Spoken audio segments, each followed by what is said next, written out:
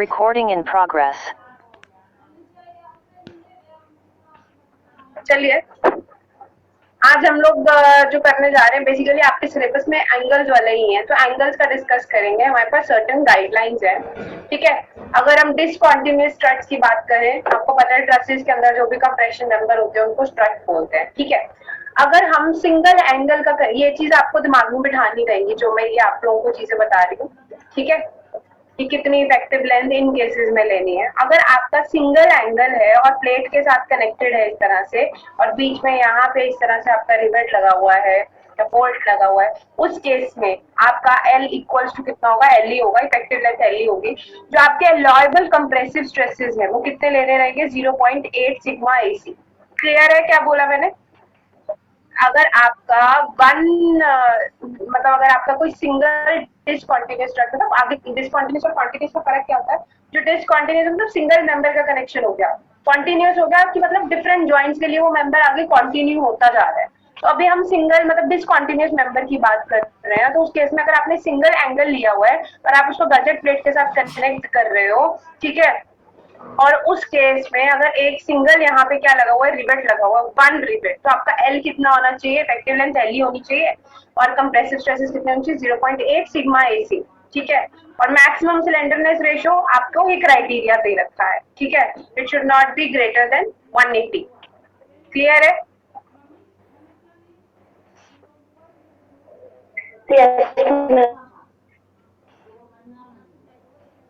And similarly अगर मेरे पास क्या है, एंगल है, लेकिन जो नंबर ऑफ बोल्ट्स या फिर बेल्ट आपका जो बोल्ट या फिर रिवेट्स जो है आपके इस तरह से है कि आपका मतलब दो लगे, एक ही लाइन में दो लगे हुए हैं, ठीक है, तो उस केस में हमारा क्या हो जाएगा, आपको L कितना लेना है, 0.85 L, और अलाउएबल कंप्रेसिव स्ट्रेसेस कितने लेने हैं, सिग्मा AC, ठीक है। इसमें क्या कनेक्टेड बाय 2 और मोर रिवेट, सिंगल ही है आपका, ये सिंगल ही आपका एंगल है, ठीक है, गजेट प्लेट है, लेकिन जब कनेक्शन हो रखा है तो किस तरह से है कि आपके दो इसमें क्या लगे हुए हैं, बोल्ट या फिर रिवेट्स लगे हुए हैं, दो या दो से ज्यादा।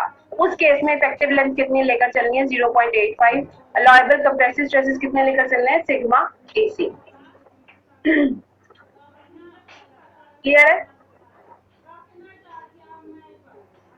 अब अगर मैं बात डबल एंगल, मतलब बीच में इस तरह से गजेट प्लेट लगी हुई है, इधर आपका एंगल सेक्शन है, इधर आपका सेक्शन, और बीच में क्या है, रिवेट लगा हुआ है, ठीक है। अब इसको पढ़ो जरा, क्या कह रहा है, प्लेस्ड बैक टू बैक, आगे पीछे इस तरह से लगे हुए, बीच में क्या है, गजेट प्लेट है, connected to both sides of a gusset plate by 2 और मोर रिवेट्स। रिवेट्स जो है आपके हैं वो दो या दो से ज्यादा है, ठीक है। उस केस में एक मिनट बच्चा, कुछ कनेक्शन में दिक्कत हो रही है क्या? बच्चे मेरे को मैसेज कर रहे हैं कि ज्वाइन ही नहीं हो रहा है, सर्वर एरर आ रहा है।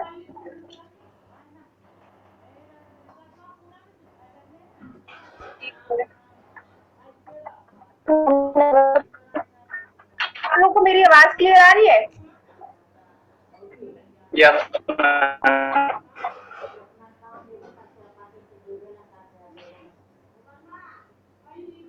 चलिए, अगर इस तरह से प्लेट लगी हुई है और आगे पीछे एंगल सेक्शन और बीच में इस तरह से रिवेट लगा हुआ है, लेकिन किससे दो, एक या दो से ज्यादा है, ठीक है, दो से ज्यादा रिवेट है, तो उस केस में आपको इफेक्टिव लेंथ कितनी लेकर चलनी है, 0.7 L से लेकर 0.85 के बीच में लेकर चलनी है, ठीक है। And allowable compressive stresses sigma AC लेकर चलना है, ये आपको दिमाग में याद रखने हैं, ठीक है। कि जब न्यूमेरिकल करेंगे एंगल वाले, आपको ये क्राइटेरिया होगा कि डबल एंगल है, किस तरह से प्लेस्ड है, कितने रिवेट लगे हुए हैं, तो उस हिसाब से आप सोच के चलोगे।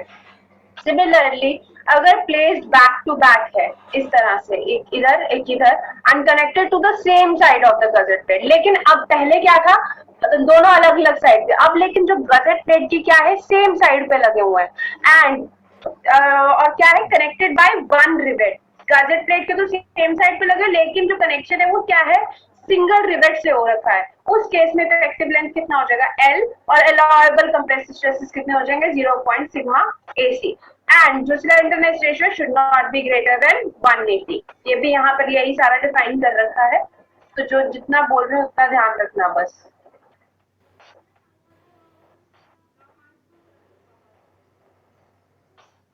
Now again one criteria, same plate के एक दोनों सेम साइड पे लगे हुए हैं एंगल, एक एंगल इधर एक एंगल इधर, लेकिन जैसे पहले केस में एक रिवेट था, अब इस केस में क्या है, दो या दो से ज्यादा आपके पास क्या है, रिवेट्स लगे हुए हैं, ठीक है, और वेल्डिंग हो रखी है अगर मान लो एक ईच एंड पे, उस केसेस में भी आपको क्या लेना है, effective length equal to L and compressive stress is equal to 0.8 sigma AC. ये आपको अपने दिमाग में बिठाने रहेंगे क्योंकि आपको क्वेश्चन में सिर्फ क्या होगा, कंडीशन गिवन होगी and then you have to decide. Clear है मैंने अभी क्या बोला, आपको डिफरेंट केसेस दिए और ये बताया कि आपको उसमें कितना फैक्टर यूज करके, मतलब के कितना लेकर चलना है, अगर इफेक्टिव लेंथ है, ठीक है, क्लियर है? Yes ma'am.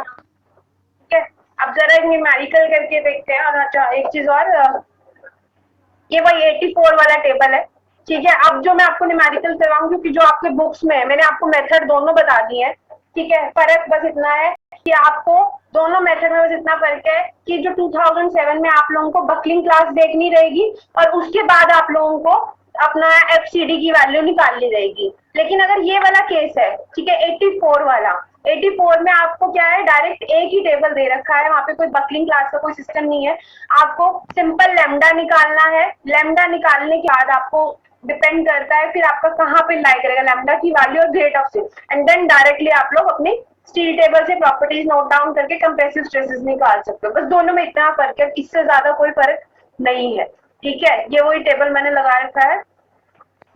अभी एक न्यूमेरिकल देखते हैं इन्हीं कंडीशंस के ऊपर, ठीक है। कंडीशंस क्लियर है?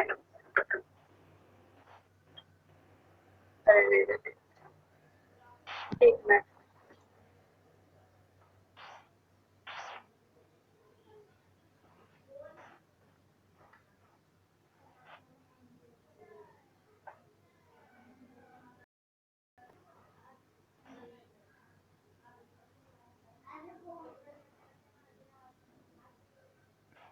अच्छा एक चीज मैं आप लोगों को समझाना चाहती हूँ,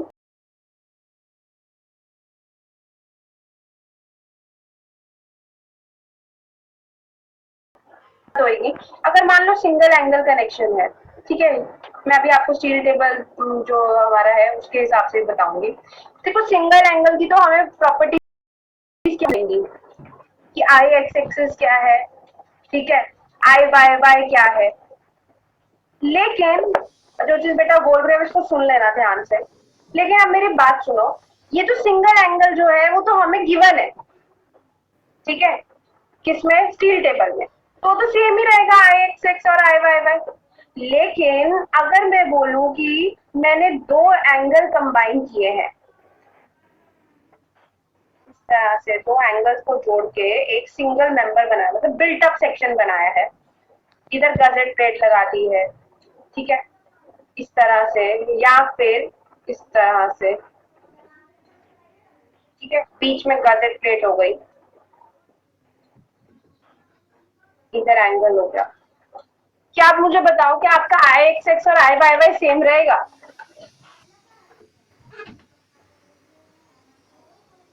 पूछ रही हूँ, जो आपको इसमें गिवन है स्टील टेबल में आई एक्स एक्स और आई वाई वाई, क्या वो सेम रहेगा जो स्टील टेबल में गिवन होगा? नो मैम, वो तो सिंगल का है ना। पहले सिंगल था अब डबल है, ठीक है। देखो एक्स एक्सिस की अगर मैं बात करूं, ठीक है, इस तरह से, ठीक है, एक्स एक्सिस से आप लोग अपना ना, आपको याद है फर्स्ट ईयर में आप लोगों ने मोमेंट ऑफ इनर्शिया वाला चैप्टर किया था, किसी को याद है? Yes ma'am.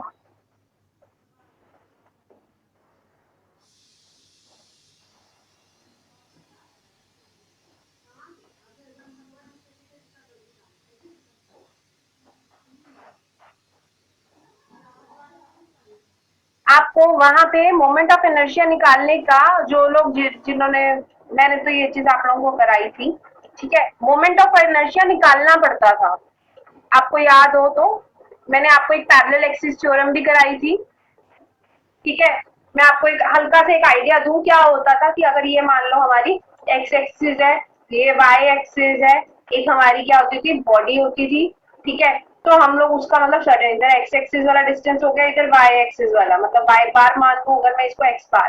तो अगर प्लेन की बात करते थे, अगर आपको याद हो तो हम लोग मोमेंट ऑफ इनर्शिया निकालते होते थे, वाई बार कैलकुलेट करते होते थे, पैरेलल एक्सिस थ्योरम भी कराई थी, कुछ फॉर्मूला से आप लोग को क्वेश्चन आते थे, याद है?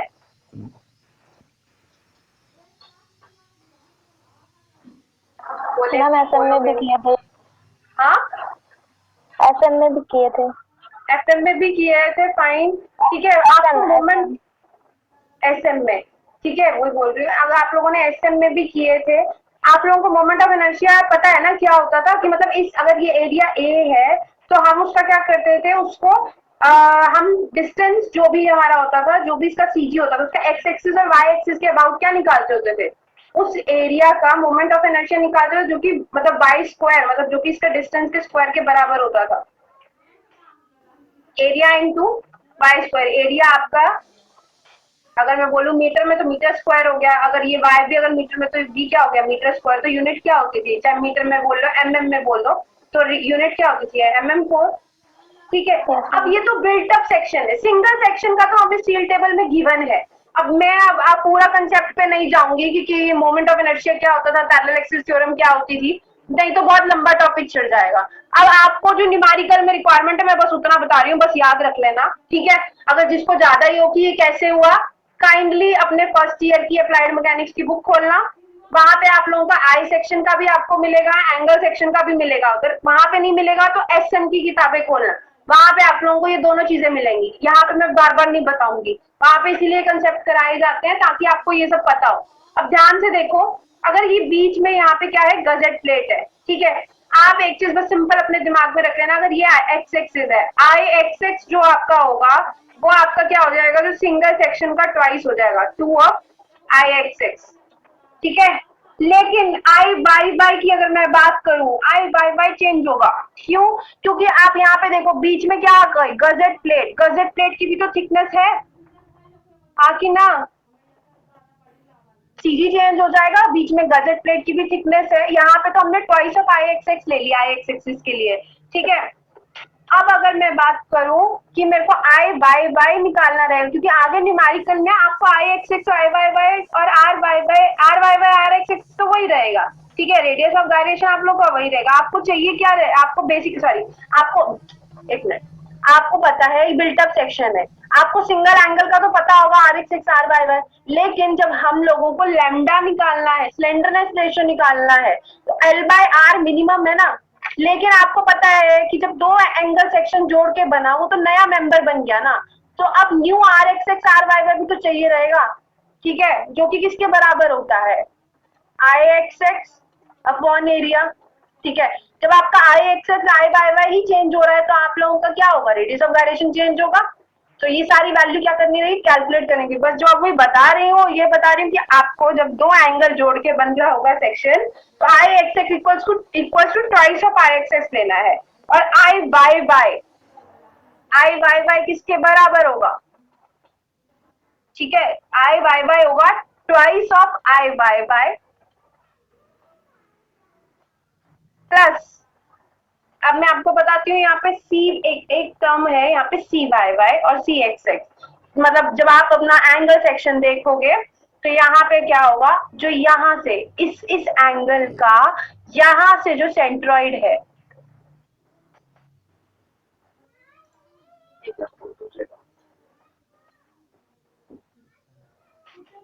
इस एंगल का मतलब ये बीच में तो क्या हो गई, गजेट प्लेट हो गई, ये इधर एंगल है, इस एंगल का यहाँ से जो सीजी है that is C Y Y, ठीक है। हमें ये डायग्राम में गिवन होगा, जो हम स्टील टेबल देखेंगे हमें सी वाई वाई वहां पे गिवन होगा, ठीक है। And similarly C X X भी गिवन होगा, लेकिन हमें सी एक्स एक्स से क्या करना है, कुछ नहीं करना है, हमें सी वाई वाई चाहिए, क्योंकि मैं आपको डायरेक्ट बता रही हूँ, जब आप लोगों को आई वाई वाई कैलकुलेट करना है, आई वाई वाई किसके बराबर है, ट्वाइस ऑफ आप लोगों का आई वाई वाई प्लस किसके बराबर, जो आपका एरिया ऑफ सेक्शन ए, किसका, एक सिंगल सेक्शन का जो भी आपका एरिया ऑफ सेक्शन है, ठीक है, जो भी आपका एरिया ऑफ सेक्शन उसको आप क्या कर दोगे, सिंगल सेक्शन को इंटू 2 कर दोगे, 2 इंटू एरिया ऑफ एक सिंगल एंगल, तो वो टोटल एरिया हो गया दोनों एंगल का, ठीक है, आपने इंटू 2 कर दिया ना, और साथ में क्या होगा, बाय स्क्वायर, आपका जो बाय है वो चेंज हो जाएगा, बाय क्या हो जाएगा, मैं आपको बताती हूँ, आपका by would be equal to ये सी वाई वाई, मतलब कौन सा वाला, ये वाला सी वाई वाई, ये वाला सी वाई वाई प्लस बीच में एक गजेट प्लेट भी है, सीजी निकालना है ना, बीच में गजेट प्लेट है, प्लस जो भी थिकनेस ऑफ गजेट प्लेट होगी ना उसको डिवाइड बाय 2 कर देना है। दोबारा बताऊं? Yes ma'am. एक बार दोबारा बता, एक बार दोबारा बता, थोड़ा क्लियर वे से बता दो, क्योंकि ये आगे न्यूमेरिकल में यूज होगा, और इसी तरह से आपसे क्वेश्चन में पूछा जा सकता है, वैसे बहुत रेयर होगा डबल एंगल वाला क्वेश्चन आएगा, क्योंकि वैसे आपके सिलेबस में है सिंगल एंगल और डबल एंगल दोनों, बस फर्क क्या है पैटर्न में, सिर्फ आपको आई एक्स और आई वाई वाई निकालना रहेगा। तो मैं आपको इधर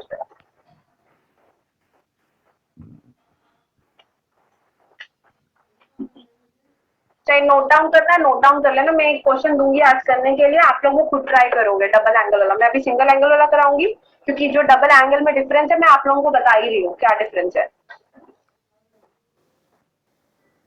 फॉर एग्जाम्पल ये बीच में क्या हो गई, गजेट प्लेट हो गई, ये मैंने इधर क्या लगाया, एंगल लगाया, एक एंगल इधर और एक एंगल इधर।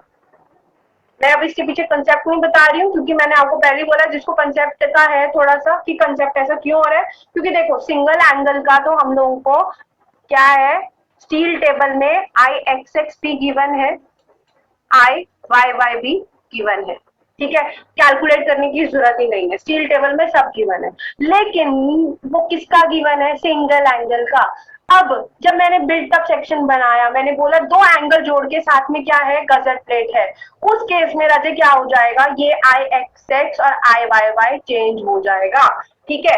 अब एक्स एक्सिस का अगर बात करें, ये एक्स एक्सिस, ठीक है, मोमेंट ऑफ इनर्शिया, इसमें सीजी की अगर हम बात करें, ठीक है, आई एक्सिस का एज इट इज रहेगा, that would be equal to कितना हो जाएगा, ट्वाइस ऑफ आई एक्सिस, ठीक है, आई एक्सिस क्या रहेगा, इक्वल्स टू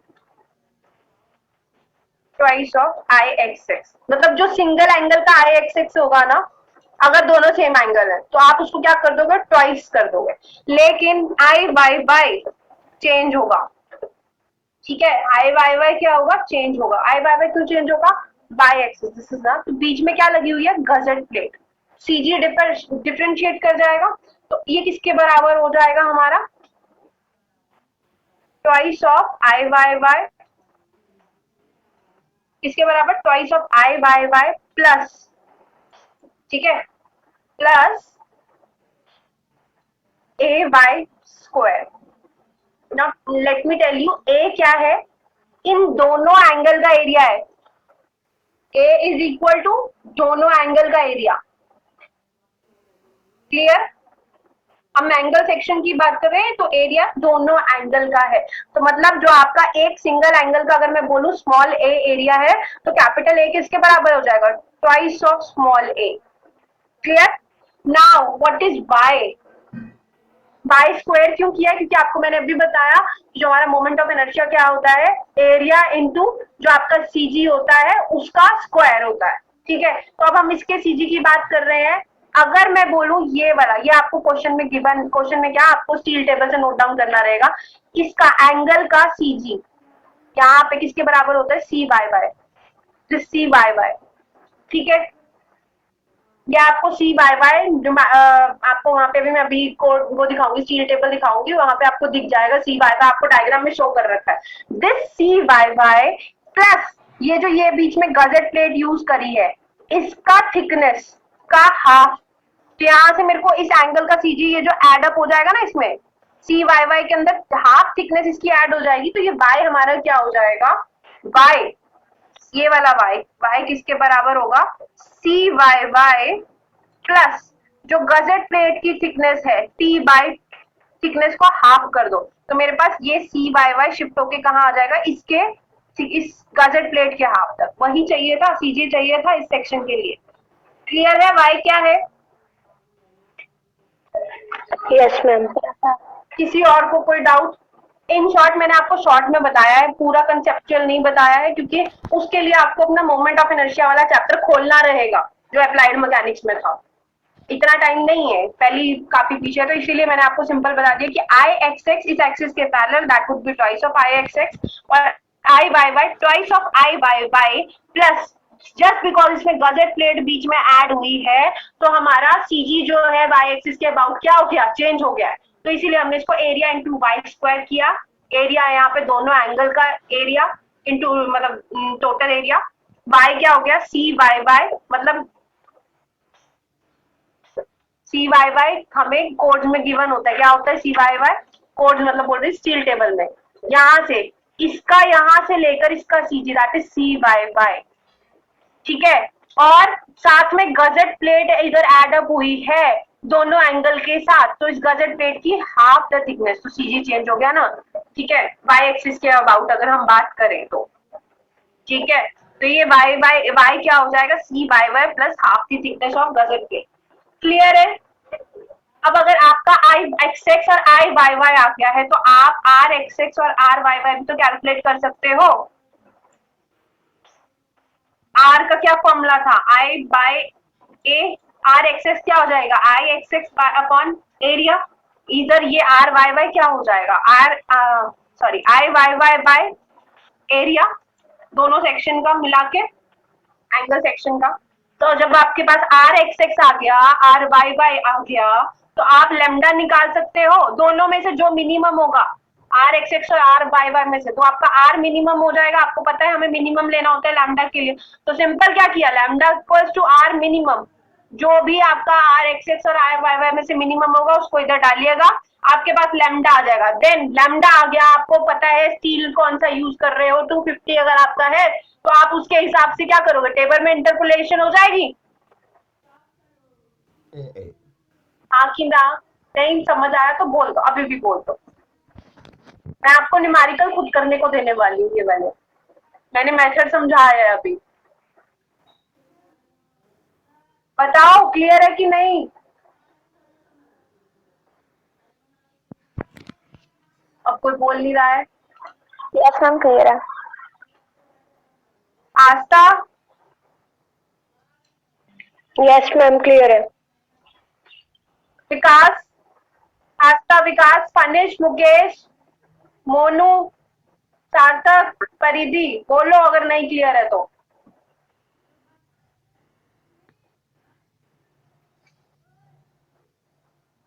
मेरे को लग रहा है लेक्चर ऑन करके भाग गए हैं। क्लियर है मैम।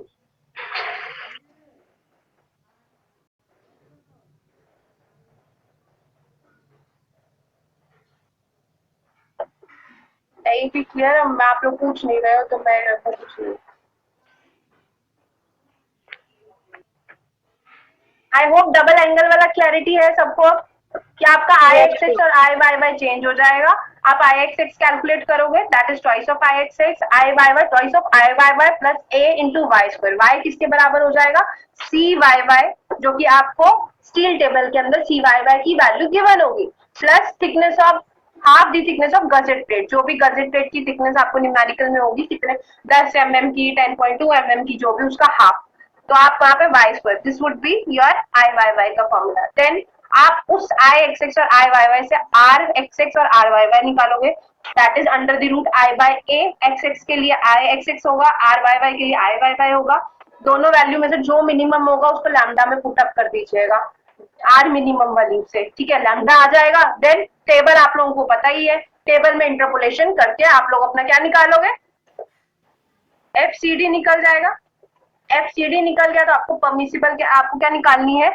स्ट्रेंथ निकालनी है, परमिसिबल स्ट्रेसेस कंप्रेसिव स्ट्रेसेस निकल गए ना, तो इनटू क्या कर दोगे area, that would be your, हाँ that would be your compressive strength, इस इन दोनों को मिला, क्लियर। अब अगर ये तो मैंने आपको 84 के हिसाब से बताया, आपको याद हो कल मैंने आपको बोला था कोई भी एंगल सेक्शन या फिर कोई भी बिल्टअप सेक्शन सिंगल एंगल या दो एंगल को मिला के, तो वहां पे अल्फा की वैल्यू क्या थी, कौन सी बकलिंग क्लास थी सी, तो अल्फा की वैल्यू सी से पिक कर लेना, ठीक है, या फिर आप टेबल कौन सा पिक करोगे बकलिंग क्लास सी वाला, आई एक्सिस आई वाई वाई सेम ऐसे ही निकलेगा वहां पर भी, बस टेबल पे पिक करने वाला कौन सा हो जाएगा, सी वाला एंगल या फिर बिल्ट अप सेक्शन कोई भी, तो टेबल कौन सा पिक होगा, सी वाला। क्लियर है बच्चे? Yes ma'am. बस ये डिफरेंस है और कोई इसमें खास डिफरेंस नहीं है। अब ये आपके ऊपर होगा, आपको पेपर में किसके हिसाब से करना है वो आपके ऊपर छूट है। आप 2007 से करना चाहते हो, 84 से करना चाहते हो, आपके ऊपर है। कोई भी टेबल पिक करके कर सकते हो, ठीक है। बाकी मेथड सारा सेम है। चलिए ये वाला क्वेश्चन देखते हैं क्या कह रहा है। अ सिंगल, अच्छा मैं आपको वो दिखा देती हूँ पर स्टील टेबल के हिसाब से कौन सी प्रॉपर्टी कैसे गिवन है।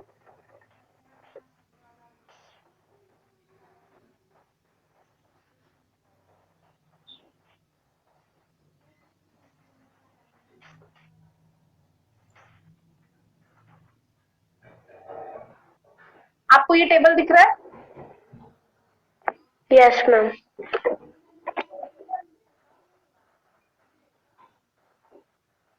Can you see the diagram? C Y y दिख गया, this is C Y Y.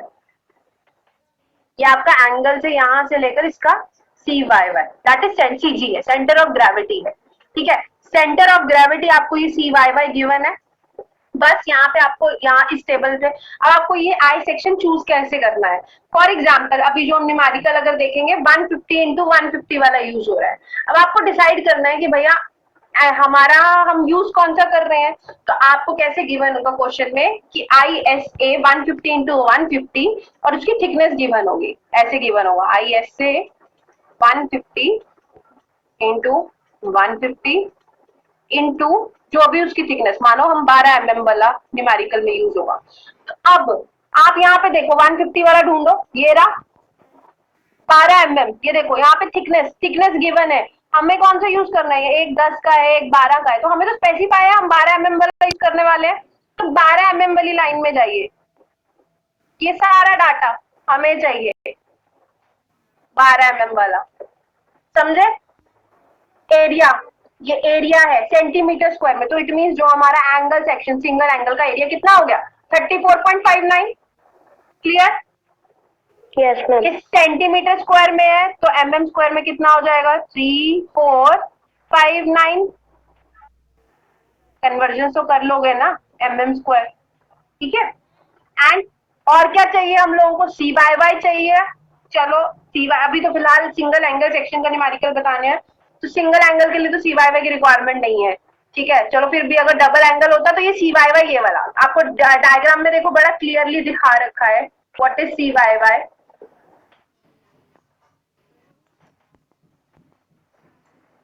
देख रहे हो ये डायग्राम ऊपर बना होता है, this is C Y Y, ठीक है।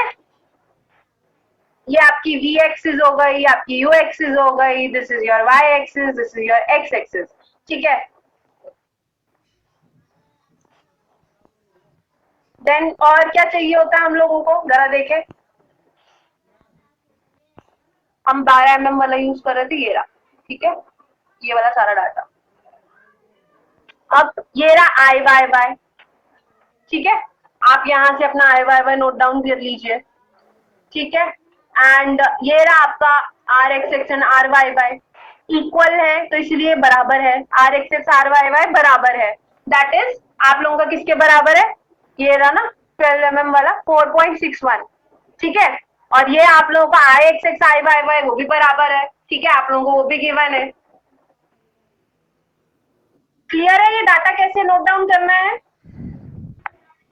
Yes ma'am.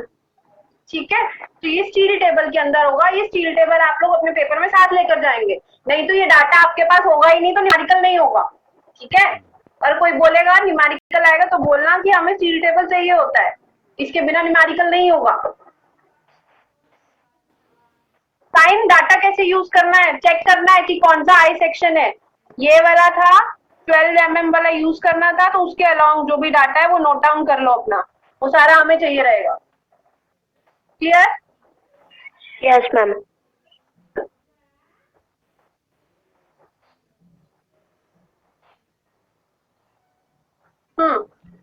चलिए जरा मैं बताती हूँ क्या कह रहा है। A single angle discontinuous angle strut IS से 150 इंटू 150 12 mm, जो मैंने अभी आपको दिखाया था वही वाला सारा डाटा, ठीक है। और क्या बोल रहा है, कितना लेंथ हो गया, 3.5 मीटर हमें क्या गिवन है, उसकी लेंथ गिवन है। तो आप ये सारा गिवन डाटा आप यहाँ पे नोट डाउन करोगे, जो भी आप लोगों को गिवन है, ठीक है। Calculate the shape load carrying capacity of the section, यही कैलकुलेट करना है। पहला केस क्या कह रहा है, if it is connected by one rivet at each and. आप याद करो अभी जो आपको मैंने बताया था, सिंगल एंगल है, ठीक है, और क्या है, वन रिवेट से कनेक्टेड है, सिंगल एंगल वन रिवेट। तो कुछ इस तरह से अगर हम बोले, उस केस में हमारा एल किसके बराबर था, इफेक्टिव लेंथ एल के बराबर, अभी जो देखा था ना उसके हिसाब से। और कंप्रेसिव स्ट्रेसेस की अगर हम बात करें तो किसके बराबर, 0.8 सिग्मा ए सी। पहला केस थी जो भी मैंने बताया था, ये वाला, दिस फर्स्ट केस, कि अगर कनेक्टेड बाय वन रिवेट और वन बोल्ट, दिस केस, तो हमारा एल किसके बराबर है, एल के, और कंप्रेसिव स्ट्रेस 0.8 सिग्मा ए सी। क्लियर? Yes ma'am. यस।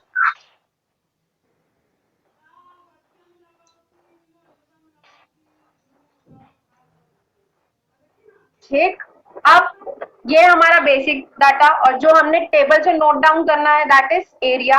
अभी देखा था हम लोगों ने 12 mm वाले का एरिया कितना था, 3, 4, 5, 5, 9 हाँ, mm स्क्वायर। स्क्वायर, ठीक है। Then R x X R Y Y बराबर था, अभी देखा था, क्योंकि दोनों की साइड्स बराबर है, ठीक है। स्टील टेबल में था 46.1 mm, ठीक है। हमें मिनिमम वाला पिक करना है, अब तो ये तो दोनों बराबर है, ठीक है। और क्या गिवन था, देखो इस केस में एंगल सेक्शन में आर यू यू भी था, आर वाई वाई भी, आर वी वी भी था, ठीक है। क्योंकि आपने देखा था अभी एक्सिस देखी थी ना, कितने रेडियस ऑफ गायरेशन थे हमें, this axis about this axis about this axis and about this axis, हम सारे लिखेंगे। तो आर वाई सिक्स और आर वाई वाई कितना हो गया, 46.1 mm। R U U axis का कितना गिवन था वहां पे, 58.3 mm, और आर वी वी का कितना था, 29.3 mm, ठीक है। Effective length L equals to L 3.5 metre ही है, तो this should be 3.5 metre only, ठीक है। तो अगर इसको mm में चेंज कर दोगे कितना हो गया, 3500 mm, करेक्ट। Yes ma'am. अब मुझे बताओ इसमें से हम कौन सा रेडियस ऑफ गायरेशन पिक करेंगे, मिनिमम कौन सा, 29.3। 29.3 mm पर, ठीक है। हमें चाहिए क्या है, lambda L upon R minimum, L कितना हो गया 3500, आर मिनिमम 29.3 mm, जरा डिवाइड करोगे तो आपके पास कुछ कुछ वैल्यू आएगी, 119.45। और क्या बोला था, it should be less than 180, less than 180 है तो it is okay. Clear? Yes ma'am. ठीक है। Now we have lambda also, what we have to calculate, FCD permissible stresses, या फिर सिग्मा एजी, जो भी बोल लो उसको, जिस मर्जी से डिनोट कर दो, ठीक। यहाँ तक तो क्लियर, यहाँ तक तो पैटर्न सेम था। अगर अब आप 84 वाले के हिसाब से करो तो आप 84 वाला टेबल यूज करना, नहीं तो आपका एंगल सेक्शन है बकलिंग क्लास सी, तो सी वाला टेबल यूज करके अपना वैल्यू कैलकुलेट करेंगे आप, ठीक है। कहाँ से करोगे, टेबल से, कितना आया है 119.45, ठीक है। किसके, अब ये बीच में, किसके बीच में, 110 और 120 के बीच में लाई करेगा, और आपका एफ बाय कितना है 250। जरा यहाँ पे मैं इसको क्लियर कर दूं ये सारा, बस इतना देख लो, लैम्डा कितना है, लैम्डा इक्वल टू 11 1, यहाँ पे लिख देती हूँ, लैम्डा इक्वल टू 119.45। क्लियर है यहाँ तक, ठीक है। अब जरा टेबल पे जाते हैं,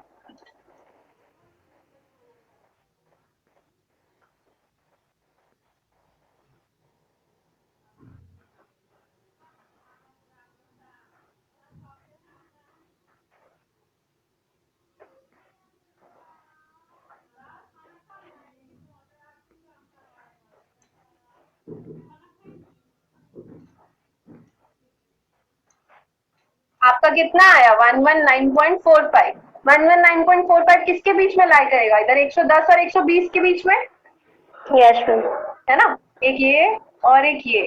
तो हमें तो कौन सा 250 वाला, 250 वाली लाइन ये वाली है, ठीक है।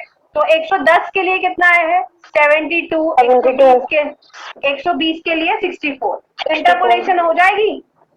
हमें कितने पे चाहिए 119.45 के लिए चाहिए, इंटरपोलेशन हो जाएगी। Yes ma'am. सिग्मा एसी चाहिए या फिर एफसीडी बोलते हो अगर उसकी टर्म में बात करें। 2007 की परमिसिबल स्ट्रेसेस तो निकालने हैं, तो इस टेबल के बीच में इसकी वैल्यू निकाल लोगे। फॉर्मूला लिख देती हूँ, y minus y1 upon x minus x1 equals to y2 minus y1 upon x2 minus x1।